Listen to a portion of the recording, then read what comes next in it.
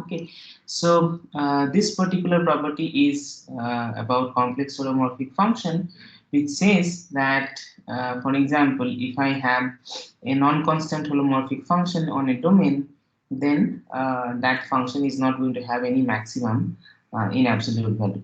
Okay, so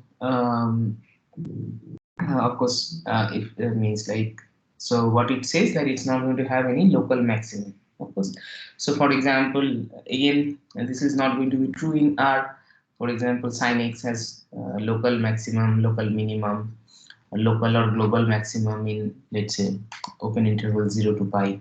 So let me first write down the explicit statement so that it becomes clear to you what do I want to say. So theorem maximum modulus principle.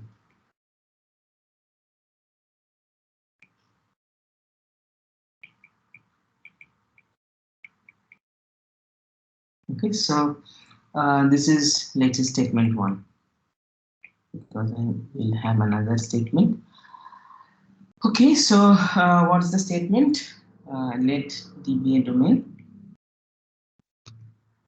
Let D be a domain, and F belongs to H of D be such that F is non-constant. F is non-constant, of course,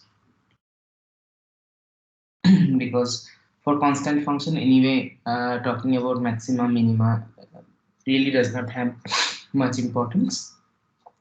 Then what I'm saying is that then for every z naught, let's say in D, and delta positive, there exists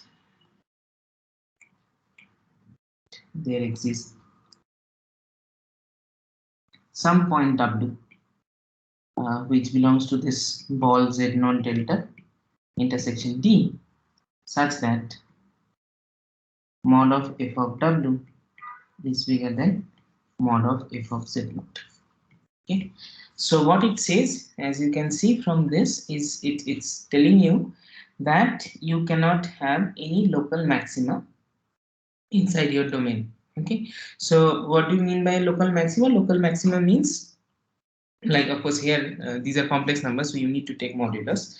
So what it means is that you take any point, then you will call it a local maxima if, for example, there should be a neighborhood where that point is having the largest absolute value.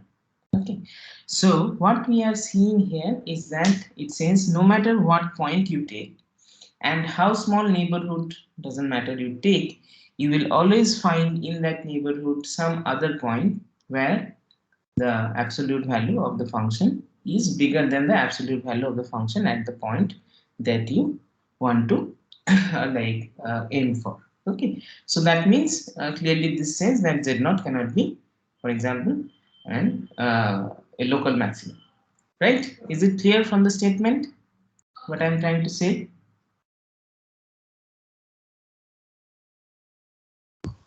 Yes, sir. Okay, so therefore, we get that non-constant holomorphic functions on a domain is not going to have local maxima inside the domain. Okay. So fine. Let us see. We need to prove this one. Okay. Okay. Fine.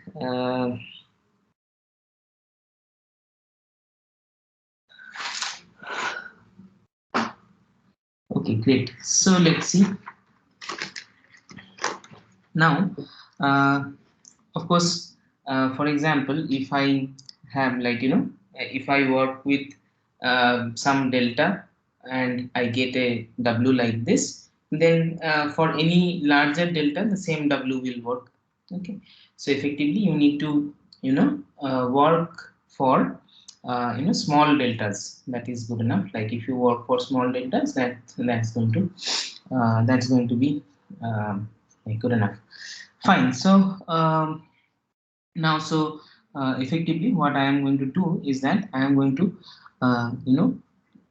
choose delta in such a way that the ball itself is completely inside the domain. Okay, so proof. Okay, so if W works for small delta, then it works for bigger delta also, right? So for example, if W works for, let's say, 0.5, delta equal to 0.5, then the same W will work for uh, let's say 1, if then W, yeah, so delta equal to 1. So therefore we are going to work with, so we uh, work with delta positive such that Bz delta or Z naught delta is subset of D. So I start with some delta, and Bz naught delta is subset of D. I'm going to work with it. Okay, fine. So now what do I do? Okay, so here I am going to write down first of all the Cauchy integral formula, and then I am going to see if we can prove this or not. So you take any delta prime which is smaller than delta. So this is this open ball Bz naught delta is completely inside D.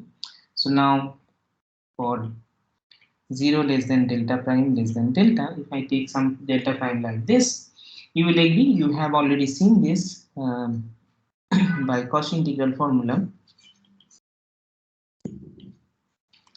I can write this f at z naught, f at z naught is equal to 1 over 2 pi I integral, let's say I can write z naught plus gamma delta prime. So here z naught plus gamma delta prime means this is the circle of radius delta prime centered at z naught. Okay, this is the kind of notations we were using. So f of z divided by z minus z naught. So this is our Cauchy integral formula, right? Okay, and if you of course replace the equation of this z naught plus gamma delta prime, so that means every point in this curve is of the form z naught plus delta prime times e power I theta, where theta is between 0 to 2 pi. So if you just replace that, then what effectively we are going to get is that this integral will become 1 by 2 pi 0 to 2 pi. You can just check it yourself, f of z naught plus delta prime e power I theta d theta. Okay, so of course in the denominator you are just going to have delta prime e power I theta, and in the numerator when you take gamma prime dt, you are going to get I times delta prime e power I theta. So therefore this I will get cancelled, the denominator is going to get cancelled, and you are just going to have this one. Okay, yeah. Is this clear? This is what we get from Cauchy integral formula, isn't it? Yeah. Yes, sir. Okay, great. So now once we have this, let us assume, so now suppose that what do I have to show? I have to show that there exists some W in this delta ball, so that mod of f of W in absolute value is bigger than this one. Okay, so let us say that we cannot like for my one particular delta naught it's not happening. Okay, so now suppose that mod of f of W is less than or equal to mod of f of z naught for all W in B z naught delta. So suppose that is what is true, and then what will I get? I will get is that in absolute value, if I take mod of f of z over here from this Cauchy integral formula, I will get that. Now of course this is this is just integral is the Riemann integral. So therefore this one is going to be less than or equal to 1 upon 2 pi. I can take 0 to 2 pi mod of f of z naught plus delta prime e power I theta d theta, which of course here I know that all these quantities in absolute value are less than or equal to mod of f of z. So 1 upon 2 pi 0 to 2 pi mod of f of z naught, sorry, d theta, which is nothing going to be mod of f of z naught. Okay, so I get this. So this implies what? So here, hence I get mod of f of z naught is nothing but this integral 1 upon 2 pi 0 to 2 pi mod of f z naught plus delta prime e power I theta d theta. Okay, this is what I get, and therefore what I have is that I can write the left hand side also in terms of an integral. So this implies 0 to 2 pi mod of f of z naught minus mod of f of z naught plus delta prime e power I theta d theta. This whole thing is equal to 0. Do you agree to this? Yes, sir. Yeah. Okay. So now this implies what? This implies, you see, this quantity. Of course, we know that this is a non-negative quantity, right? Because I know that we have assumed this one. So therefore, this quantity is non-negative, and you know that if we have a non-negative function whose integral is equal to 0, that means what? Yeah, that means what? Function is analytic. Sorry, The value itself zero और अगर function होता तो वो analytic होता. I cannot hear you clearly. Can you repeat, Abhishek? The value itself zero. Yeah, so the integrand itself is going to be 0, right? All of you know this, right? That a non-negative function, if the integral is 0, then the function itself has to be 0, right? Of course, here my function is holomorphic, so continuity and all that is given.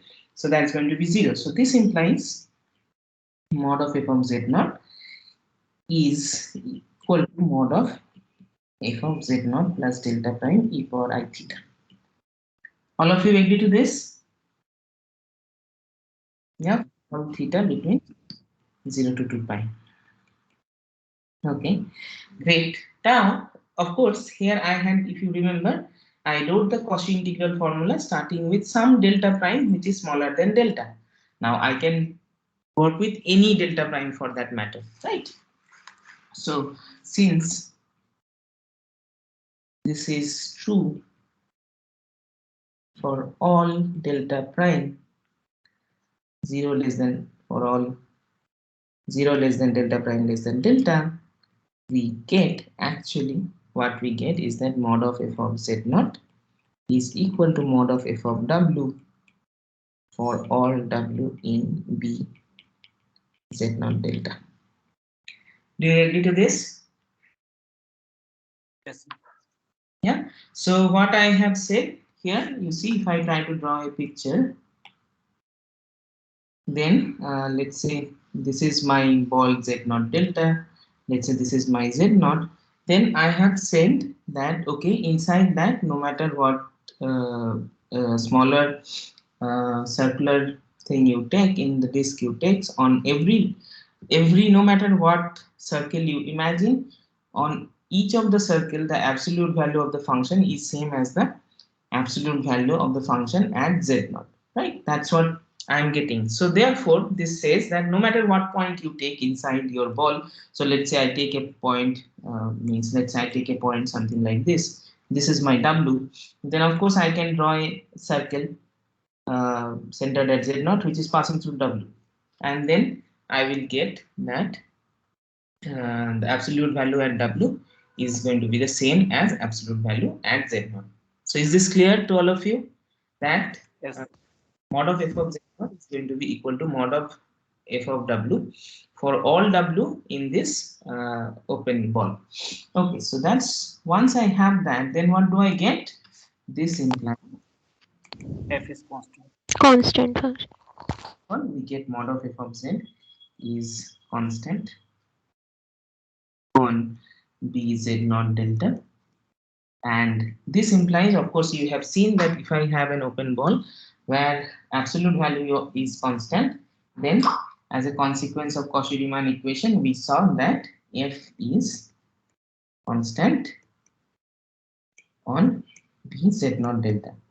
Agreed? All of you agree to this? We have seen this, no? Yes, sir. So this implies f is constant on V Z naught delta implies what? Contradiction. Why?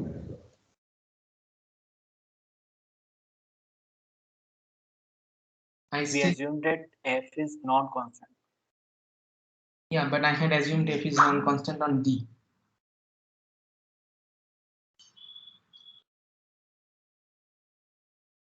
Yeah. Yes. By identity theorem, Okay, so we can see. I need to use that f is constant on D by identity theorem, and this implies that's a contradiction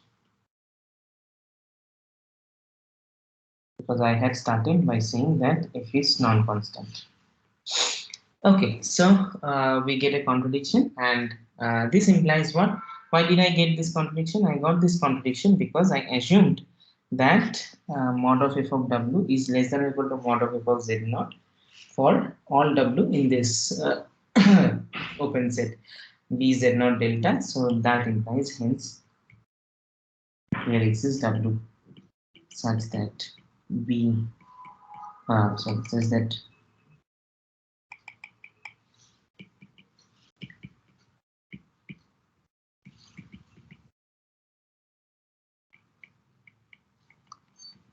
okay, so that kind of tells us that we cannot find any point which is going to be a local maxima or global maxima, whatever you want to say. Okay, so non-constant function. So what I get, like if I want to summarize the statement, then it shows that non-constant holomorphic function on a domain has no local or global maximum, of course in terms of absolute value. So non-constant holomorphic function, no local, like even global, whatever you want to say, maximum. Okay, so on any domain.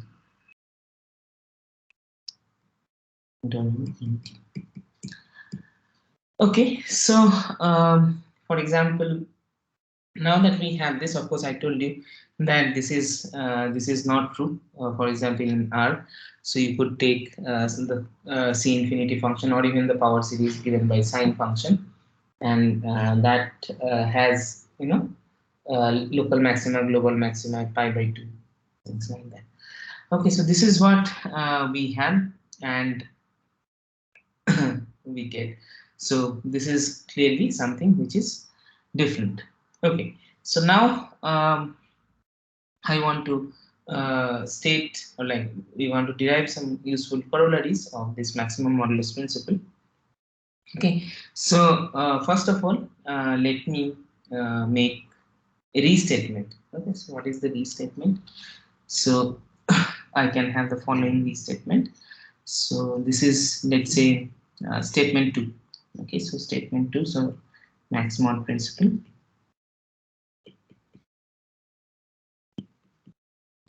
Statement 2, often many other books, it is written in this form. So what is the statement over here? So it says that let D be a domain, and I have a holomorphic function, and f belongs to h of D. So I have a holomorphic function.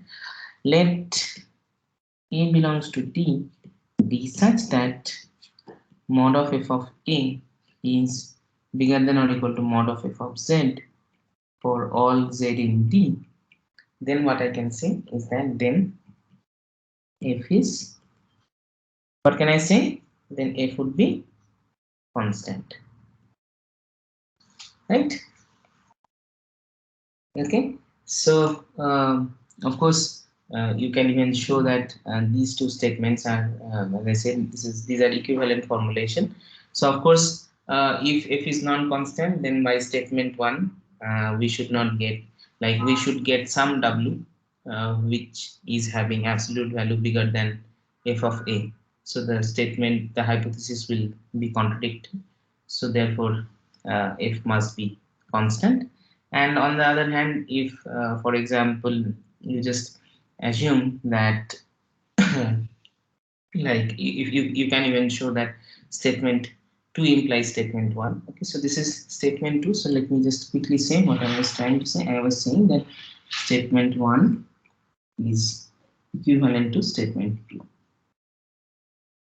Okay, so clearly statement 1 implies statement 2, correct? You agree to that, that statement 1 implies Yes, sir. statement 2? Yeah, because if f is non-constant, then I will get some point where the absolute value is going to be bigger than f of a, so that will contradict the hypothesis. So therefore statement 1 implies statement 2. Now if I want to prove that statement 2 implies statement 1, then what do I do? So let us assume that statement 1 is not true. Okay, so then I will, I can find. So what happens? I can find some delta positive, so that I have fa to be maximum there, and then statement 2 implies that the function should be constant, and once I get constant, then by identity theorem I will get the function to be constant on whole of d. Okay, so that is also kind of immediate. Okay, so statement 2 implies statement 1 because statement 1, what do I have to show? I have to show that if I have a non-constant function, then you, no matter what ball you take, you will always get a point whose absolute value is bigger than the center. So now suppose, like for this point, suppose there exists a ball where, for example, around a, I cannot find any delta, where means where I get this w. So around a I will get a ball where mod of f of a is bigger than or equal to mod of f of z, and then statement 2 will give you that the function needs to be, you know uh, constant on that ball, on that very ball, and then the function will be identically identically constant by identity theorem, and therefore this will contradict the hypothesis of statement 1. Okay, so to show that for all z naught in d and delta positive, there exists some w, so this depends on z naught and delta, such that b z naught, sorry, mod of f of zw is bigger than mod of f of z naught. So suppose this is not true, right? So suppose this is not true, then there exists some delta positive and some z naught in d, such that mod of f of z naught is bigger than or equal to mod of f of z for all z belonging to b z naught delta, and this by statement 2 implies that f is constant on bz not delta. So this will imply f is constant on d. So this is a contradiction because in statement 1 you assume that our function is a non-constant function. Okay, so whether you say statement 1 or statement 2, it's all the same. Okay, clear? Yes. Okay, fine. So we have this, and now uh, let us see. We now, as I said, we want to now have some corollaries out of this maximum modulus principle. Okay, of course, you know these two statements. whichever form you want to use, you can use. Now I want to prove a corollary. Okay, so corollary, sorry, so I want to prove a corollary. So what's the corollary? So let um, u be, so let u हो be, गया u be an open u be an open bounded, yeah, bounded, an open bounded subset of C, and f belongs to h of u. Okay. Moreover,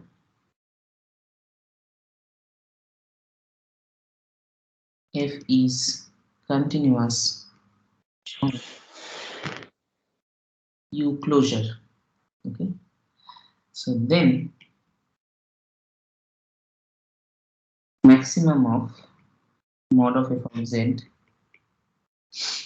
such that z belongs to u closure, this maximum is same as maximum of mod of f of z such that z is in delta u. Okay, so that's the corollary, that if I have a function on a bounded open subset of C and f is holomorphic there, and I'm assuming that f is continuous on u closure, then the maximum of f of mod of f of z on u closure is actually same as maximum of mod of f of z on the boundary of u. Okay, so do you see a proof of this immediately?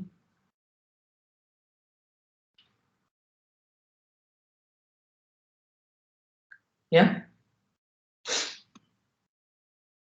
why that should be true? So the main point that I want to say is that maximum of this function f, when you consider as a function on u closure, that's a continuous function, so it's so the maximum of that function can occur on the boundary. Okay, so that is all I want to say. Okay, so even like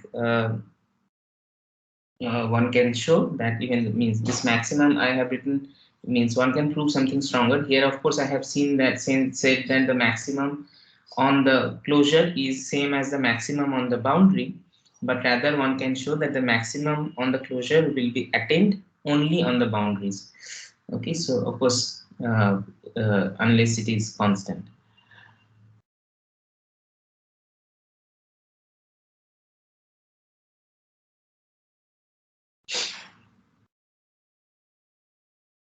Yeah. yes sir. So how do I see this? Since sir for all z we have w such that mod of w is greater than mod of z, then the w will go, मतलब कि जो w का radius है वो बढ़ता जाएगा at the end वो boundary पे जाकर रुकेगा, that's all the attitude.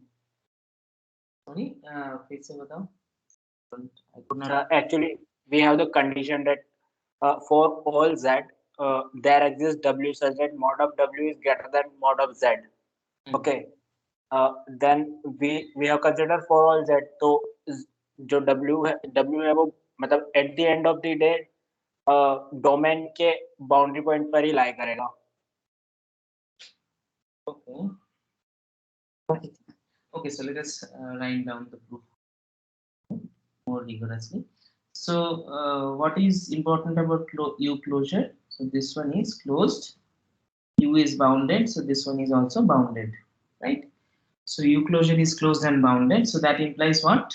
So, this implies this is compact, correct? Okay, so of course, why did I talk about compactness? Because I needed to make sure that the maximum makes sense. Okay, so this maximum of mod of f of z for z in inclusion, that makes sense. So clearly, f is continuous is given, mod of, so if f is continuous, mod f is also continuous.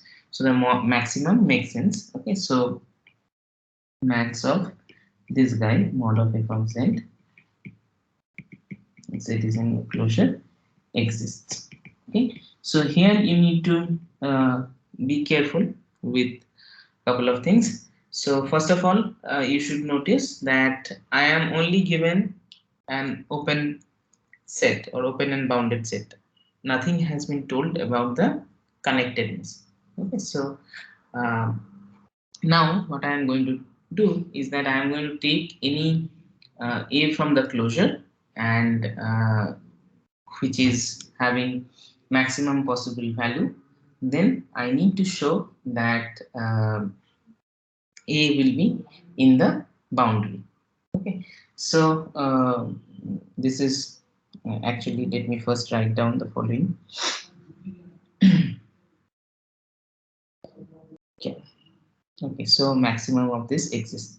So let,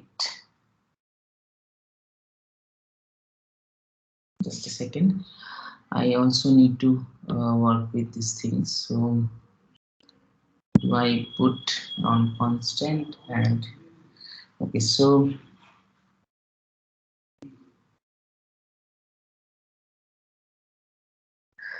if I let let A belongs to U closure is such that mod of f of A is equal to this maximum mod of f of z. Z is a new closure. Fine. So I'm taking this point, and now I want to say that in somehow I want to say that this same value is also attained, this mod of f of A is also attained at some point in the boundary.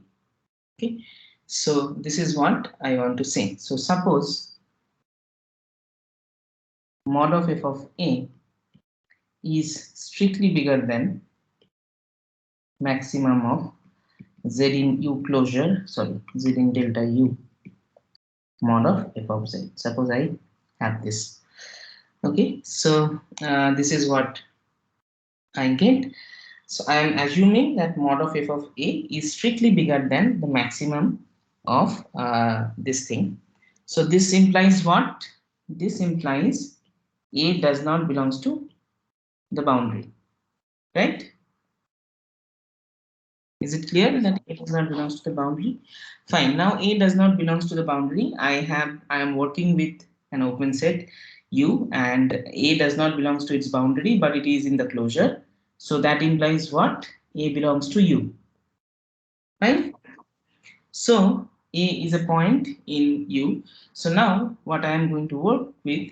So of course here you see I had just taken open set. So I need to work with a connected set as well. So we are going to take V to be some. Now let V be the connected component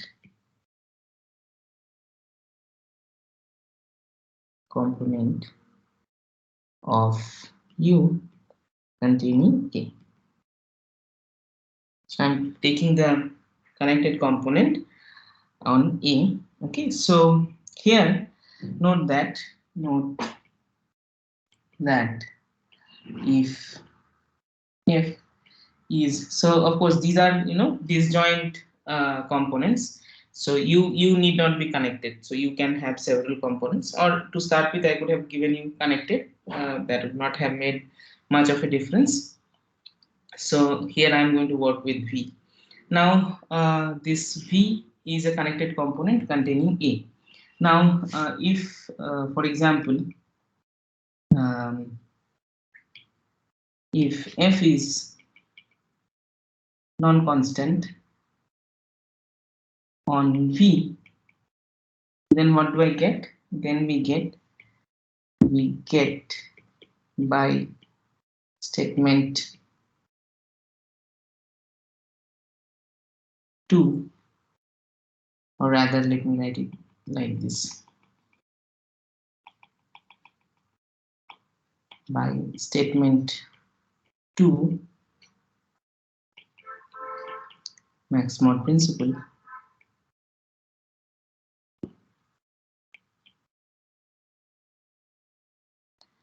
we get that. So of course here you notice that mod of f of a is maximum of all this. So in particular mod of f of a is bigger than or equal to mod of f of z. So this implies f is constant on v. Do you agree to this?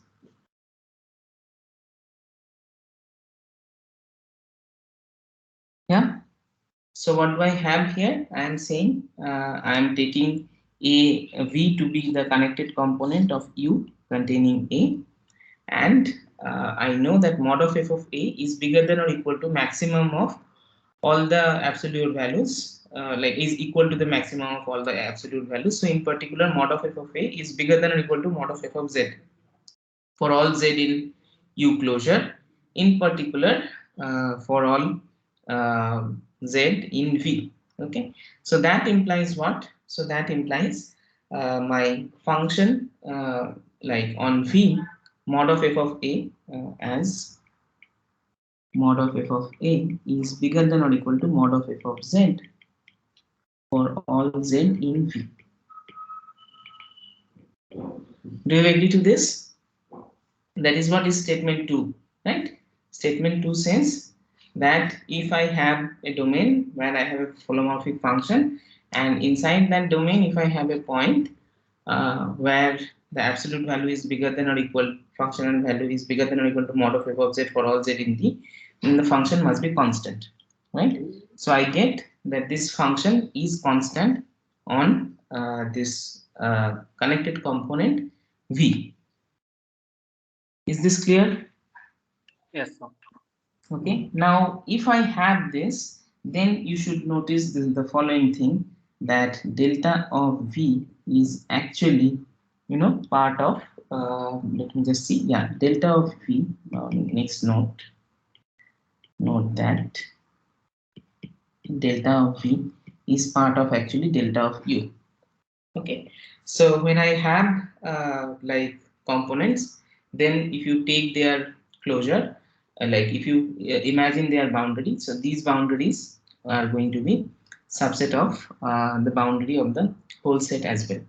Okay, so now that I have this, then what I can say over here is that this implies, and of course I get f to be constant on v. So if f is a constant on v, so then f is constant on delta v as well. Okay, so whatever the constant that I'm getting on v, since f is a continuous function on the closure, the same constant I am going to get on delta v, which is going to be f of a. Okay, constant f of a, let me write constant f of a on delta v. Okay, now since delta v is subset of delta u, what I am getting is that mod of f of a is less than or equal to maximum of z belongs to delta u mod of f of z. Okay, so is this clear to all of you? Yes, sir. Yeah, and I had started by saying mod of f of a is strictly bigger than this, and I got that this is less than or equal to this. So this is a contradiction.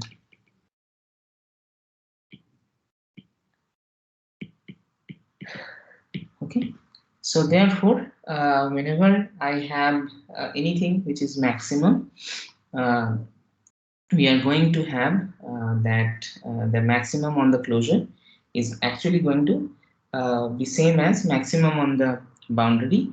In fact, here I did not put lot of assumptions, in the sense if I would have said that f is non-constant on each of the connected components of u, then you would have got actually that your maximum will actually be attained only in the boundary.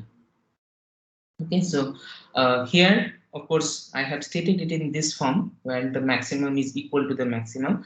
But suppose I would have put a few additional hypotheses. So remark under the additional assumption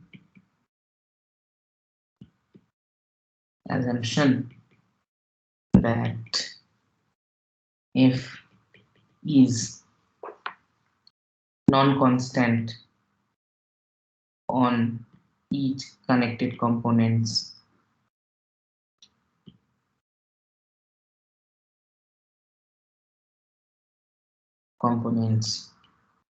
of U, then we will get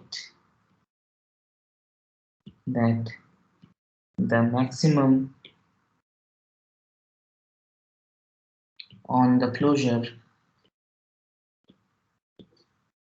is actually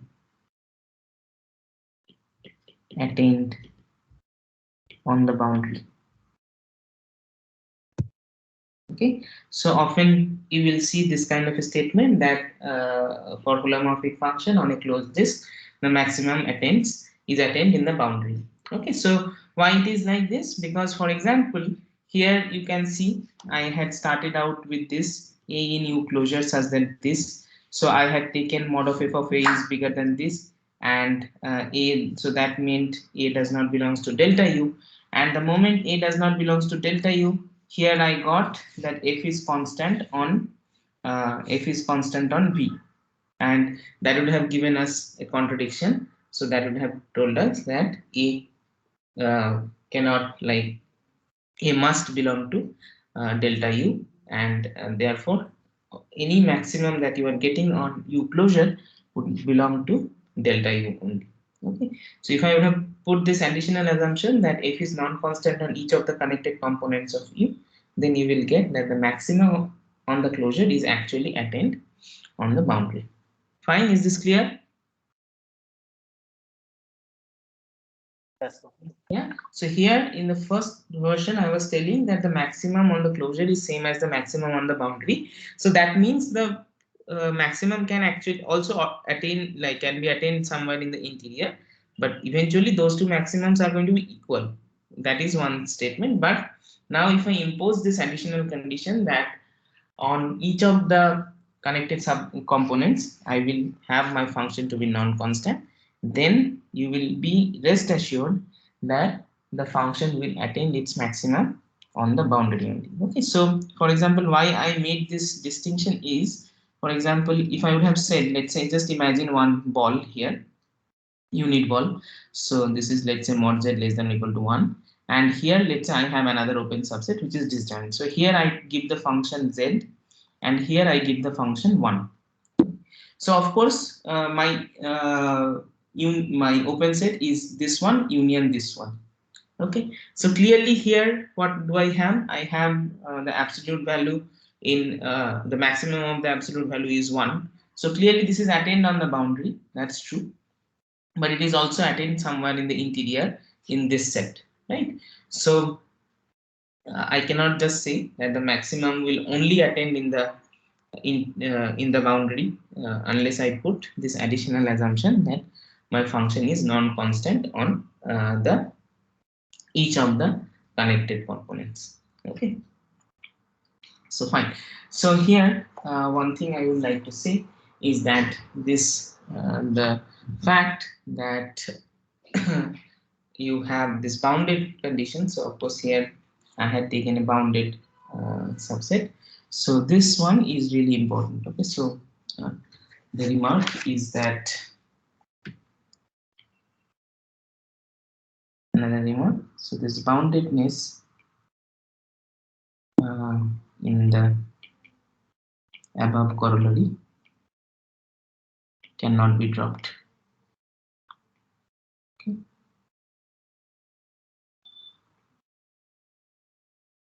So I cannot drop this. Okay, so for example, you can take let's say this one.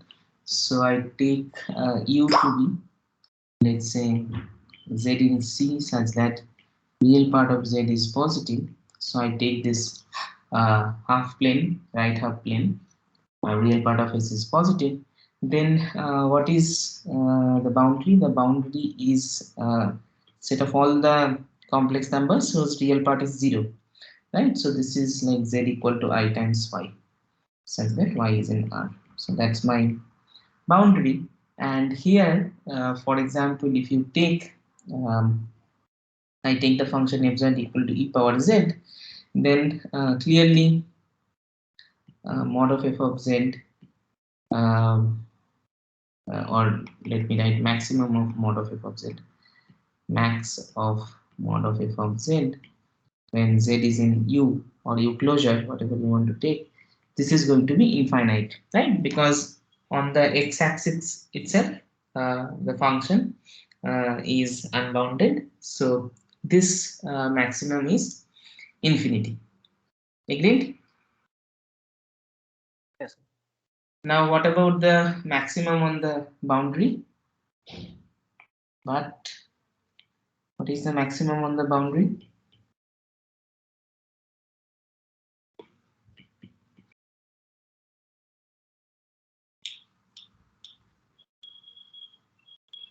One. One. Very One, good. sir. So therefore, clearly you can see that these two quantities could be different if my set is not bounded. Right? Here, of course, I have taken a connected set, non-constant function, everything I have taken, and these two quantities are different. Okay, fine. Now, let me see if I want to say this at this moment.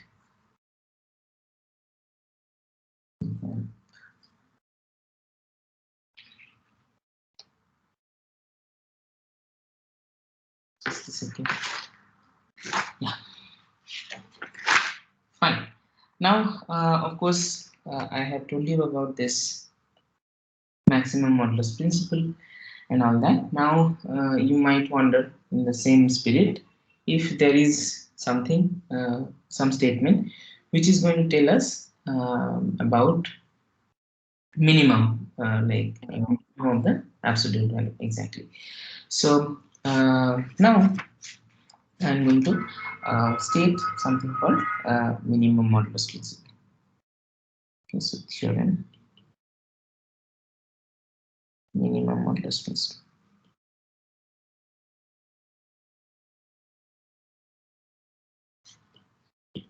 Okay, so of course now you see the whole point here is that when I take the absolute value of a function, it's going to be non-negative. Some these are going to give us non-negative real numbers, and of course when we think of the maximum possible value, of course it could be infinity and all this.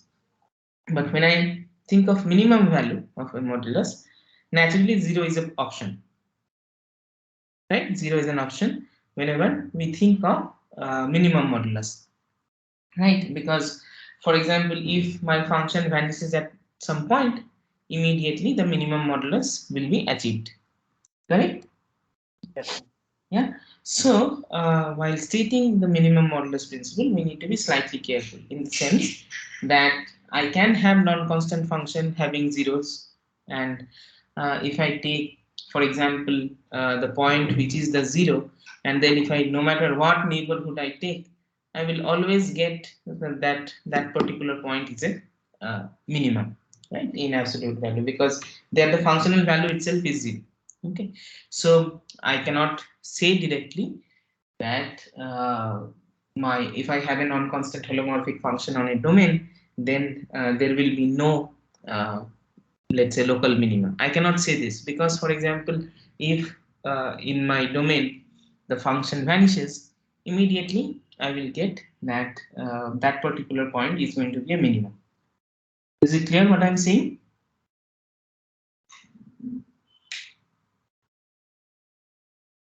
Yeah.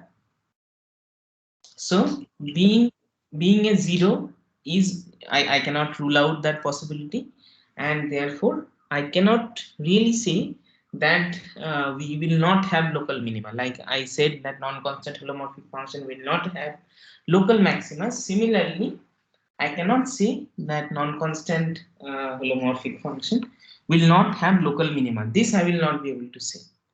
But instead of this, what I will be able to say is the following. I will be able to say that if the function does not vanish, then it has no minimum.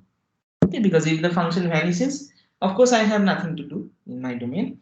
But let's say I have a domain where my function does not vanish, then I will not have any minimum. Okay, so let me write down the statement. Let D be a domain. F belongs to H of D. Then mod of F has no local minima. Z0 belongs to D unless f of Z0 is equal to D 0. Okay, so that is unless f of Z0 is equal to 0 for any delta positive, there exists some W in BZ0 delta intersection D such that mod of f of W is less than mod of f of Z0. Okay, so it says that unless I take a point which is not a 0, then I'll like, no matter what, means like how small neighborhood you used to wish to take, you'll always get a point in that neighborhood where the functional value is strictly less than the functional value at z0. Of course, if your point z0 is already a 0 of the function, you have no hope, because that's going to give you the least possible modulus. But if the function is non-vanishing at a point, then no matter how small neighborhood you take, you will always get a point in that neighborhood where the functional value like absolute value of the functional value is going to be less than the functional value at the origin. Okay, like the center z0. Is this clear, the statement?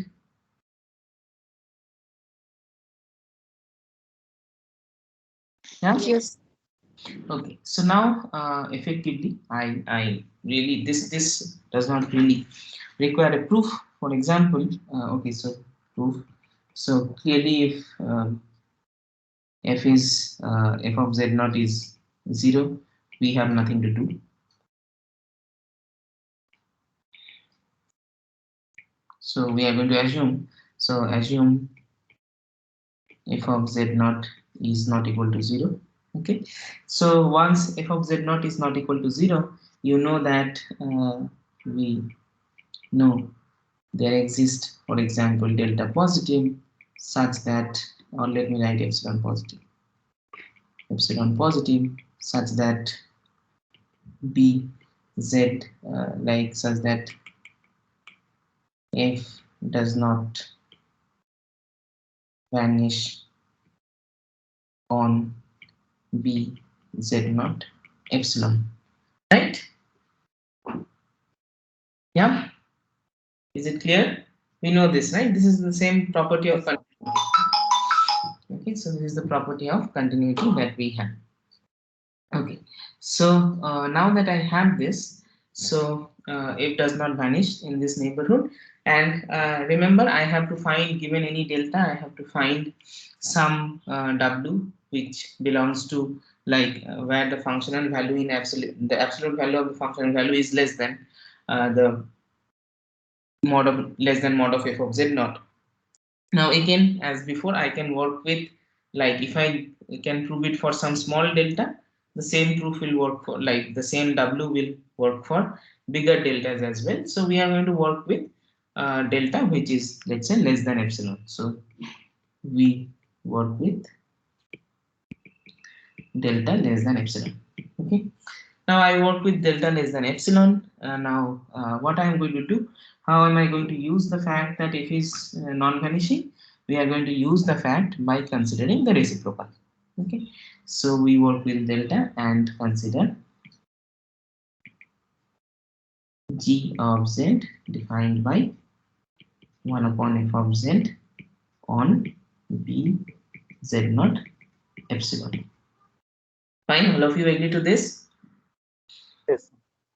Okay, so of course here I am going to like, so this function, so G is a holomorphic function. G is a holomorphic function. Okay, so just a second. Here I should take f to be a non-constant holomorphic function, because otherwise again there will be a problem. So in my statement it should be non-constant. So G is a holomorphic function and G is non-constant as well. Yeah, agreed? G is a holomorphic function which is non-constant. Clear? Yes, sir. So this implies what? By Max-Mod principle, statement 1.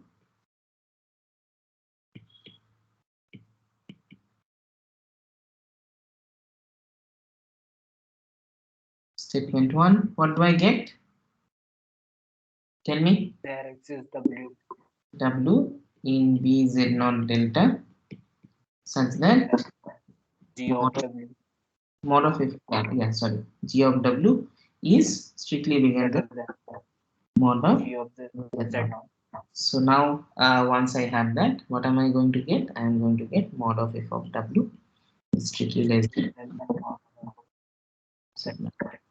naught. So of course, if my function is vanishing at some point, I have nothing to do. That will give me the minimum. But if it's non-vanishing, then that cannot be a minimum. Okay. So if I have a point where the functional value is non-zero, then that cannot be a local minimum. So no matter how small neighborhood around that you take, you'll always get some point where the functional value is less than the functional value there. Okay, so of course this in a way you can say that like I am going to have, for a non-constant function, I am going to have minima in the interior like of a function, like of a domain, provided the that point is a zero, right? So it says that unless it's zero, it has no minimum, correct? That is the statement. I have a non-constant holomorphic function, then my function has, like, unless I get a zero, the function has no minimum, right? Clear? That's the Yes. minimum modulus principle. Now again, remark, this is not true in R. This is not true in R for the following reason. So you take f of x equal to x square plus 1, for instance. Okay. So this one clearly does not vanish anywhere, but it has a minimum at 0. Right? So this is non-vanishing, but minima at 0. Clear? Yes. Yeah, this is clear. Fine. Okay, so now again I can also have corollary to the statement. So what's the corollary over here? So let me write. So I wrote a corollary. So let me put it corollary 1. I write it as corollary 2. Okay, so what's the corollary over here? So this is let U be a bounded open set, a bounded open subset of C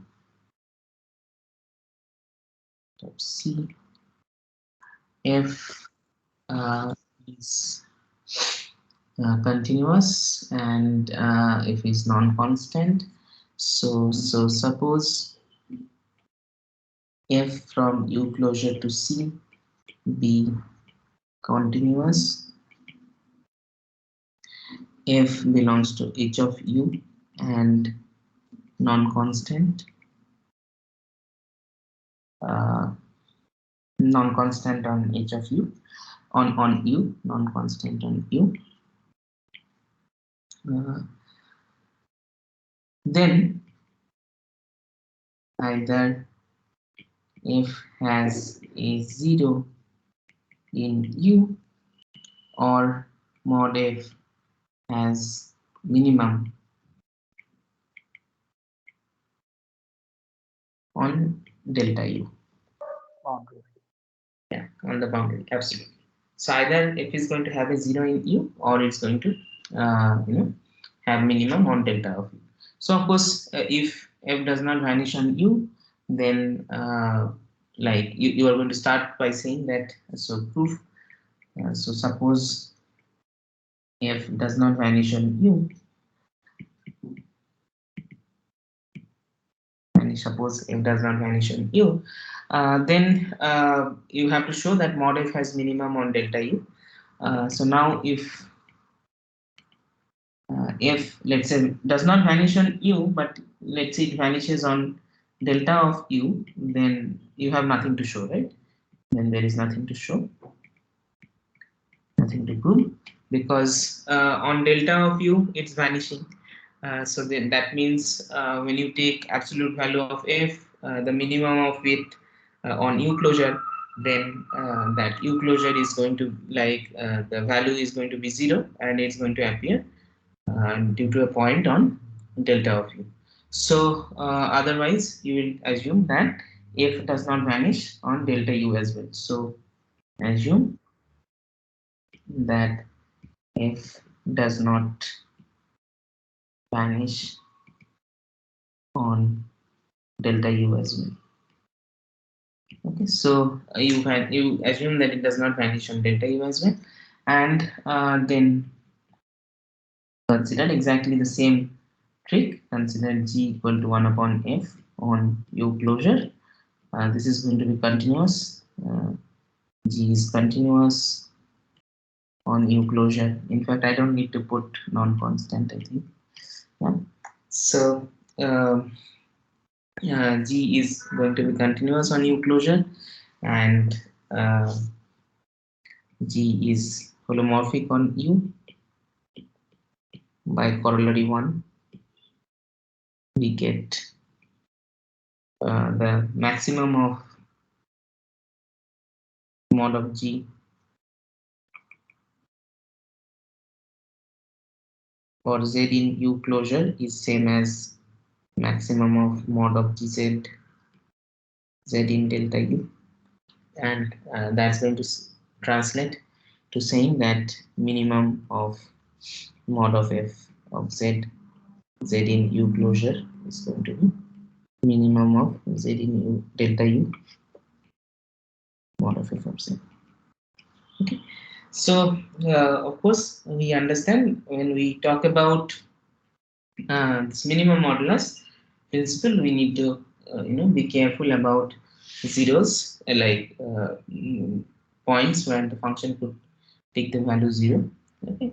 So again, for example, if you think of this particular one, the function f of x equal to x square plus 1 on R, then this function again, for example, this is having a minimum in the interior, and on the boundary, like let's say if I restrict my function to, let's say, plus or minus between the interval -1 to +1, then again in the boundary the values are not the same and the function is non-vanishing. So clearly mod f does not attain the minima on the boundary. So clearly this corollary is also not true in the set of real numbers. Okay, so even if you consider power series or polynomials, things like that. Okay, so like in all this, my main attempt is to tell you that the complex holomorphic functions, these are really very special functions. Okay? And they have many uh, beautiful properties which are not present, for example, for like differentiable functions on R or R2, whatever you want to take. Okay, so we will continue the same study, and I'm going to state another very important theorem in complex analysis, which is again not going to be true in R. Okay, so what is this theorem? So this theorem is called open mapping theorem. Open mapping theorem. So what is open mapping theorem? So here goes the statement. So it is very easy to remember from the statement itself. So let D be a domain, and F belongs to H of D. It's a holomorphic function. B non-constant. Okay, so this being non-constant is a very minimal hypothesis. You will see. Then if U is open in C for any open subset U of D. Okay, so what it says is that if I take a non-constant holomorphic function, then image of an open set is always going to be an open set. Okay, so here of course I need to take domain and I need to take my function to be non-constant, because if my function is constant, of course image of the whole set D is just a singleton point, which is not open. So clearly I need to take non-constant, and again I need to take domain, because for example if I do not have connectedness, then let's say I have two pieces. In one piece I give 1, in another piece I give 2, then clearly the image is just the set 1 comma 2, which is again not an open subset. So I need both connectedness as well as non-constant function.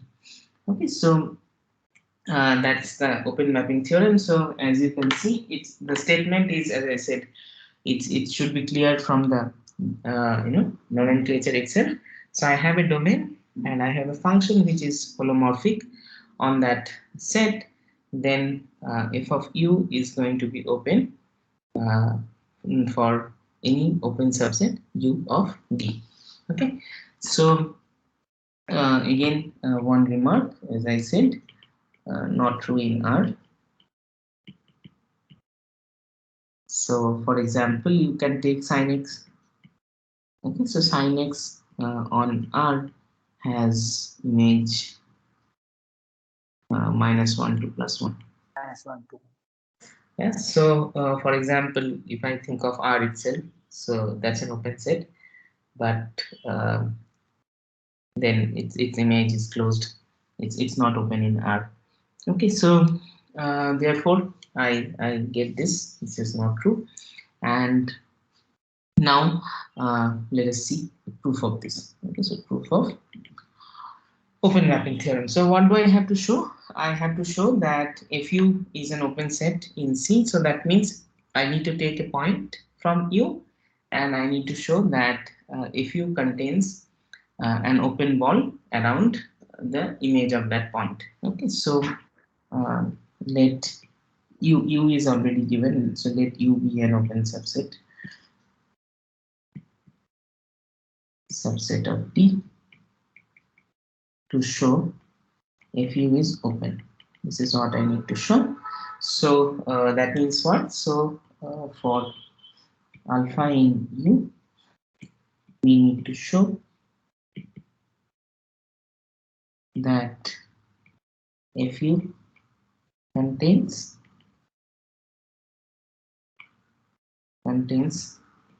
an open ball around.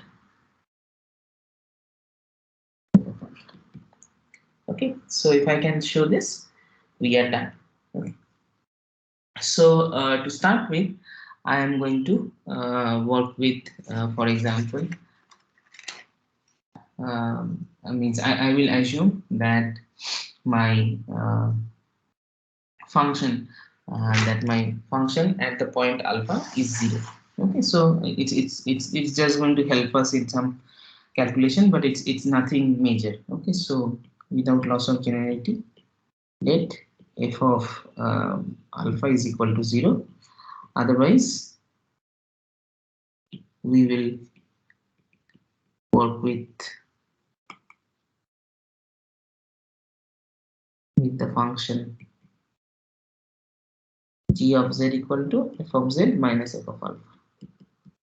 Okay, and of course, whether you see image of an open set under f or you see image of an open set under g, there is nothing much difference. Okay, because you see the g function is just like translating by the function, like translating the function f by minus f of alpha. So if g of u is open, then f of u will also be open, because it's just matter of translation. Okay, is this clear? Yes, sir. Yeah.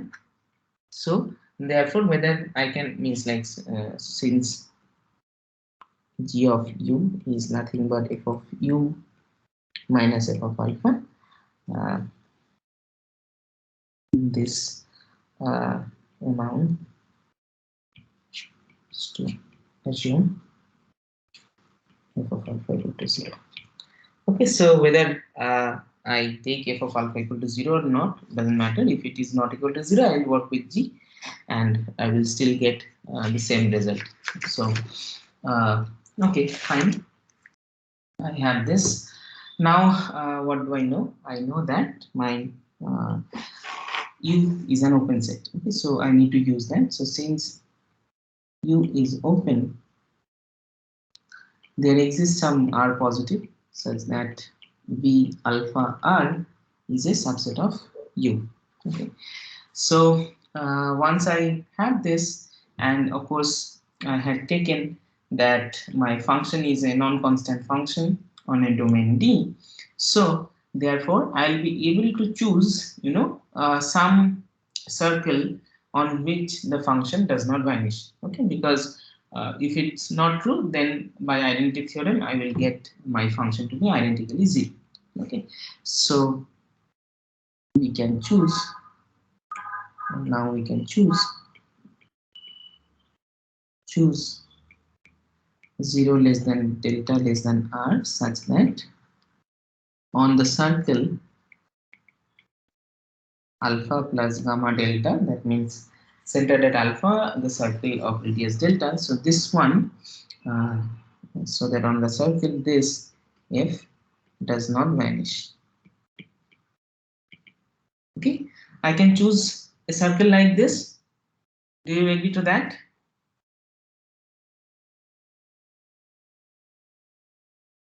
Yes or no? Yes, sir. We can. Yeah, because if like if for all such delta and all such circle, if I get that f vanishes at each of these circles, then so I'll get a sequence of, like for example, I can take delta to be 1 over n for n large enough, then I'll get a sequence of points which are vanishing, means where f is vanishing, and the sequence of point is going to converge to alpha, which is in our open set. So that will give me by identity theorem that my function is identically 0, but we have started with a function which is non-constant. Fine, so I can do this. Now, of course, this circle where my f is not vanishing, so this one is a compact set and it's not vanishing. So when I take the minimum, that minimum is going to be something positive. Okay, since alpha plus gamma delta is a compact set and f is non-vanishing there, so the minimum is already attained, maximum and minimum these are attained for continuous functions, and this minimum cannot be 0, because if it would have been 0, then the 0 would have been attained and I have assumed that f does not vanish. Okay, so and f is non-vanishing, there we get that the minimum for z belonging to alpha plus gamma delta of mod of f of z, this is not equal to 0. Okay, so say this minimum is epsilon. So alpha plus gamma delta mod of f of z, this is equal to some epsilon. Okay, now of course this epsilon has to play a role, and we are going to see that basically my aim is to fit in one open ball around alpha inside f of u. Okay, so this is what we need to do. Okay, so let's see if I can prove this. Okay, fine. Now consider the ball. Consider the ball b f alpha comma epsilon by 2. Okay, so the minimum is epsilon, so I'm just taking some security and taking epsilon by 2 ball. Okay, so if I take some point from this ball, I need to say that this is the ball I am looking for. So let us take some point from this ball. So let w belongs to b f alpha comma epsilon by 2, and if that's the case, then what I can say, so then considering f of z minus w for z in our actual alpha plus gamma delta circle, what can I say? This I can say, for example, then consider this for this, and we get, if I take the absolute value of mod of f of z minus w, so this we know this is in absolute value mod of f of z minus mod w, and which, for example, I can write mod of f of z.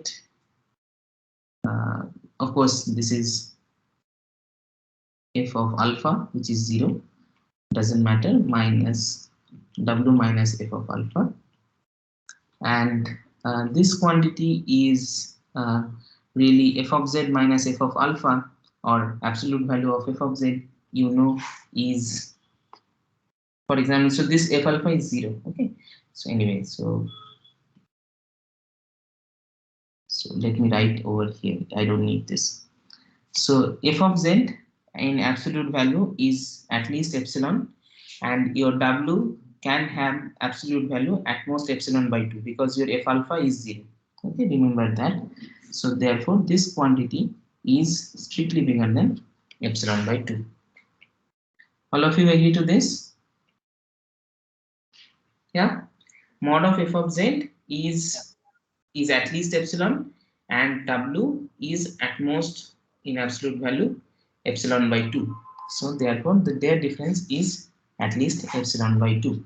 So now like what do I get is that this quantity, so the function h of z equal to defined by f of z minus w on b, let's say b alpha delta closure. So on this set, if I think of this function h of z on this function, on this set, if I think of this function, then I get mod of h of z is less than epsilon by 2 for just a second. So if I take this one,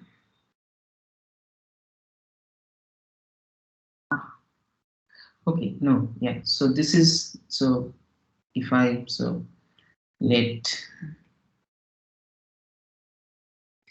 us take this function on this. Now what is h of alpha?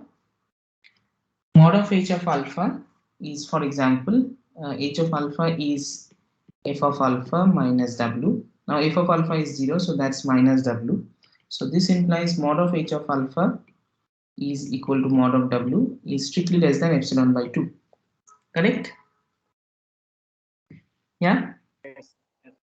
But what did we see just now? But mod of h of z is bigger than epsilon by 2 for all z in B alpha delta like for all z in the boundary in alpha plus gamma delta. This is what we had seen. So at some interior point, the value is less than epsilon by 2. On the circle, the value is bigger than 2. So that means what? This means that H does not attain minimum on alpha plus gamma delta. Do we agree to this? Yes. So I see on the boundary it has absolute value bigger than epsilon by 2. On the center it has value absolute value less than epsilon by 2. So clearly H does not attain maximum or minimum on the boundary. Now if that's the case, what does it tell us? Of course I know that F is a non-constant function. H is a non-constant function. So that means what? What is the only possibility? By minimum modulus principle? What's the only possibility? 0. Very good. H has a 0. So minimum modulus principle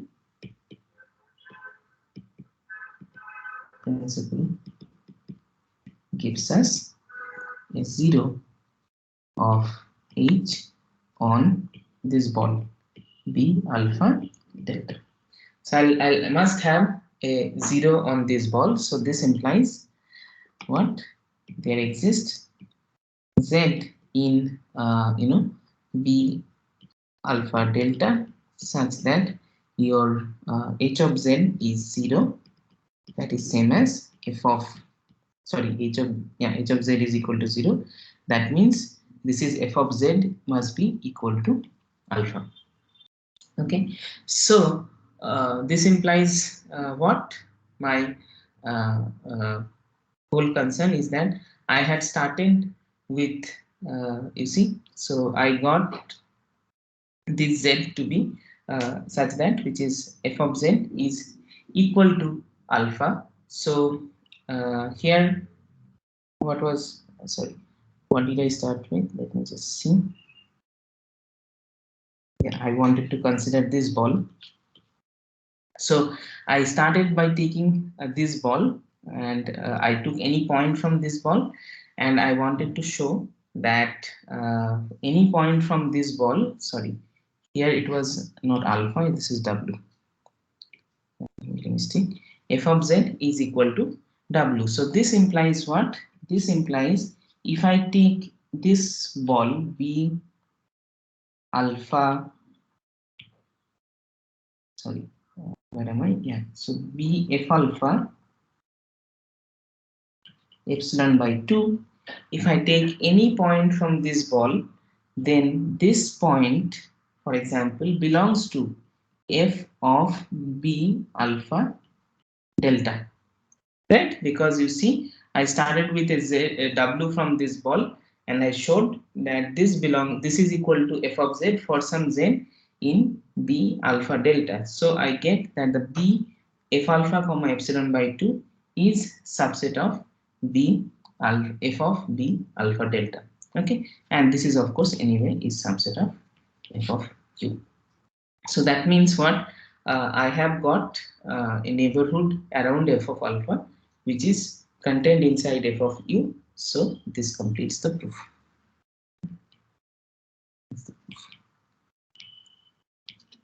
Okay, so is this clear?